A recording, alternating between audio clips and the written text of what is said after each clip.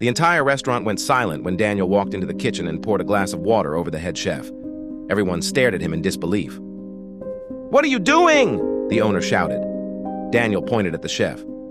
"Ask him why he served that table." The chef wiped his face and laughed. "This kid has lost his mind." Daniel had worked at the restaurant for 6 months, washing dishes after school to help his mother pay their bills. The head chef, Victor, was the most respected person in the restaurant, but Daniel had noticed something nobody else had. Every night, Victor secretly changed the ingredients on certain orders and blamed the kitchen staff whenever customers complained. Daniel had tried warning the owner, but Victor always smiled and said, "He's just a kid looking for attention." Then one Friday night, an elderly couple came in for dinner. Victor personally prepared their meal and told Daniel to deliver it. As Daniel carried the plates to their table, he noticed something written on the order ticket. "No salt."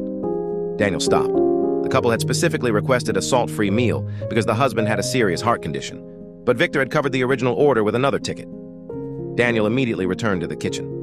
"You changed their order." Victor looked at him coldly. "Do your job." The man could get sick. Victor stepped closer. "And if you embarrass me in front of the owner, you'll never work in this town again." Daniel looked at the plates. Then he made a decision. He grabbed both meals and dumped them into the trash. Everyone in the kitchen gasped. Victor screamed, "You're fired!" Daniel didn't argue. He simply walked toward the dining room. That's when he saw the elderly man's wife standing beside the table. She had overheard everything. "What happened to our food?" she asked. Daniel looked at her and said, "I'm sorry. I threw it away because it wasn't what you ordered." Victor stormed out of the kitchen. "This boy destroyed a $200 dinner because he wanted attention." The owner looked furious. "Daniel, you're done here!" Daniel nodded, took off his apron, and started walking toward the door. Then the elderly man suddenly stood up. His hands were shaking. "Wait!" Everyone turned. He reached into his jacket and pulled out a business card. "My wife and I own the restaurant group that bought this building last month."